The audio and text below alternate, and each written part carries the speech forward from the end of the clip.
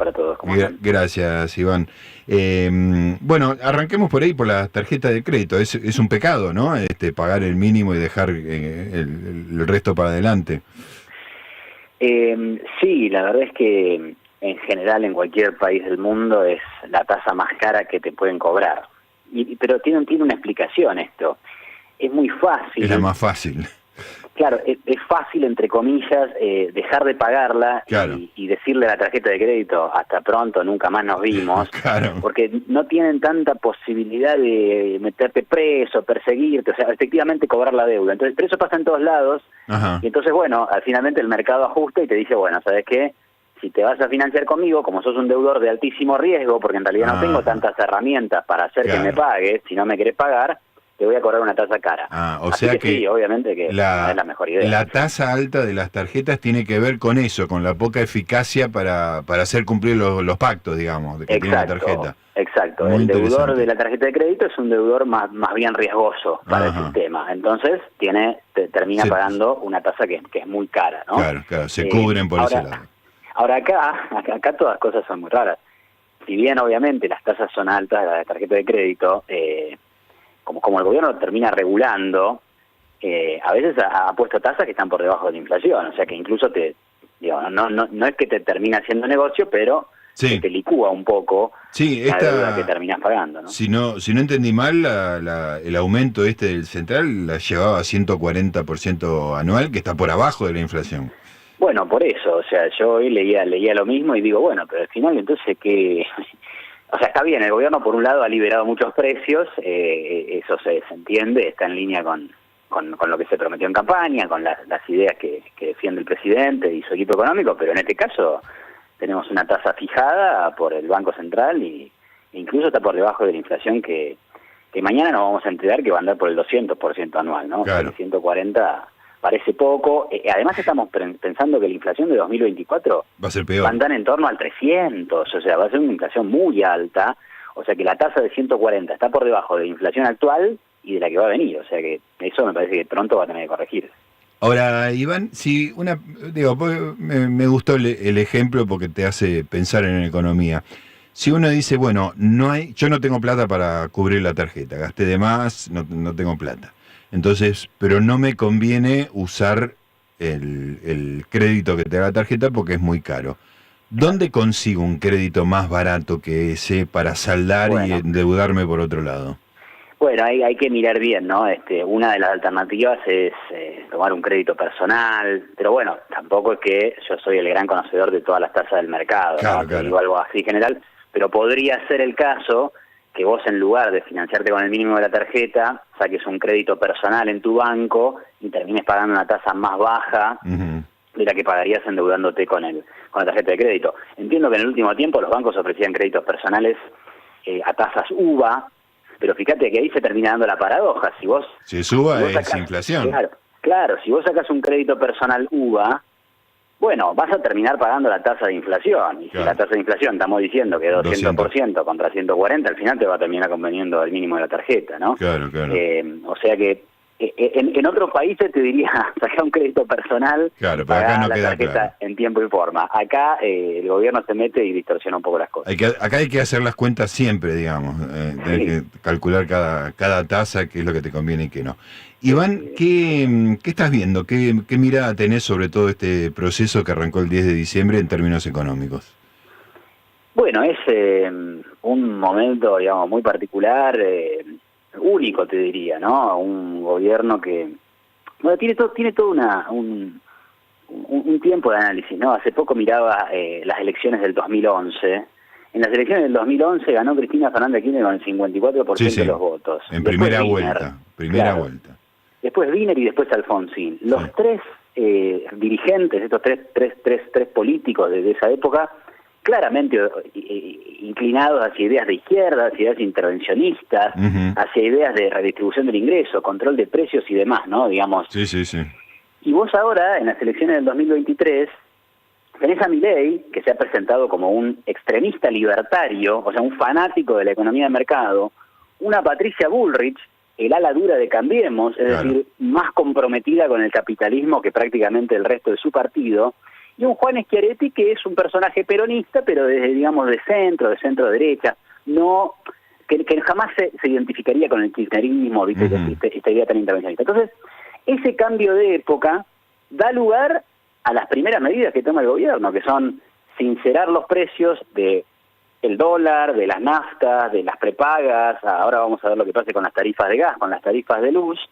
Eso obviamente tiene costos fuertes de corto plazo en materia de bolsillo y de inflación, pero aspira a normalizar la economía, que empiece a funcionar con mejores incentivos, ¿no? Con que haya mejores incentivos para poner propiedades en alquiler, buscar petróleo, que vuelen los aviones, ¿no? Que haya más conectividad en el país, tiene ese sentido. Sí. Y por el otro lado, una política fiscal que se ha presentado como súper dura, aunque algunas cosas, bueno, todavía dependen del Congreso, ¿no? O sea, reinstalar el impuesto a las ganancias depende del Congreso, cuestiones jubilatorias dependen del Congreso. Entonces, bueno, hay todo lo que en el primer momento el shock y los anuncios generaron mucha confianza, bajaba el dólar blue o no subía, bajó muy fuerte el riesgo país, subían los bonos y las acciones.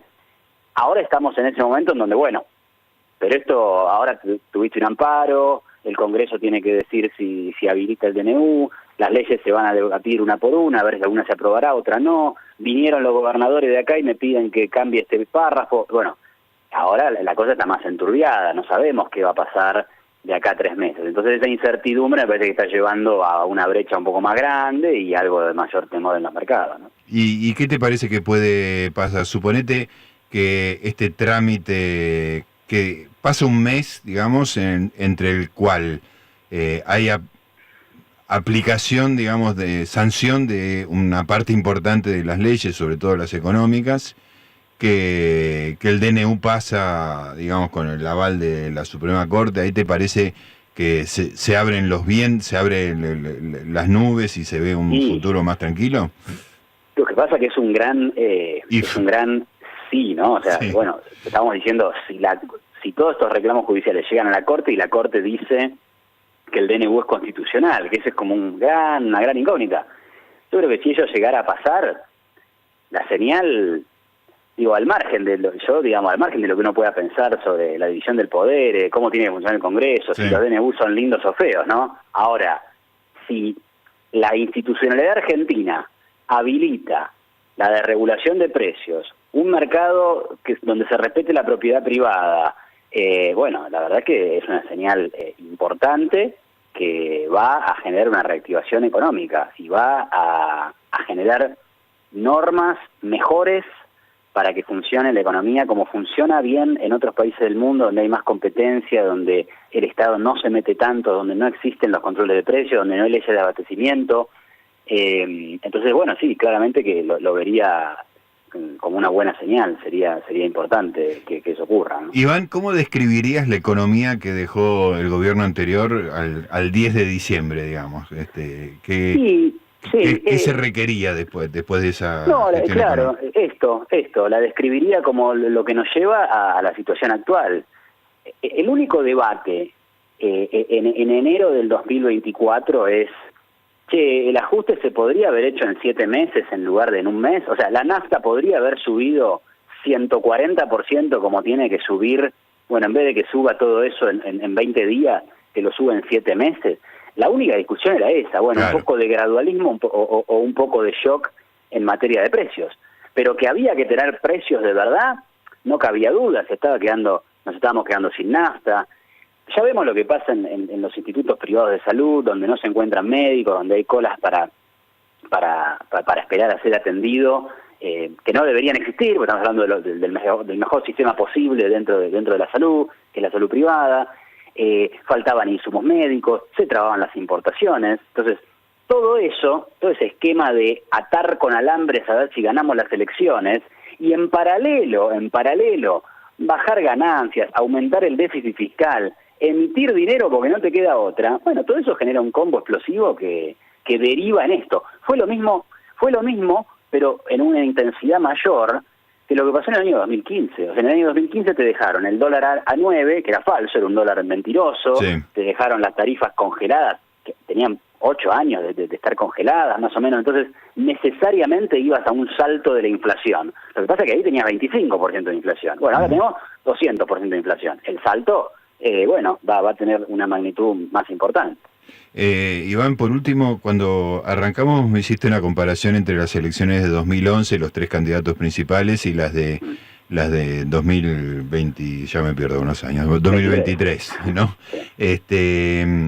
Y pensando en 2015, digamos, cuando ese sistema 2011 ya entra en crisis, digamos, ¿no? Todos esos candidatos estatistas, intervencionistas, entran en crisis y aparece un discurso nuevo, que es el turno de Macri, que tiene los problemas con Sabido. ¿Te parece que ahora hay un poco me lo contestaste con esa comparación, pero ¿te parece que es muy distinto el consenso de la sociedad respecto de los cambios?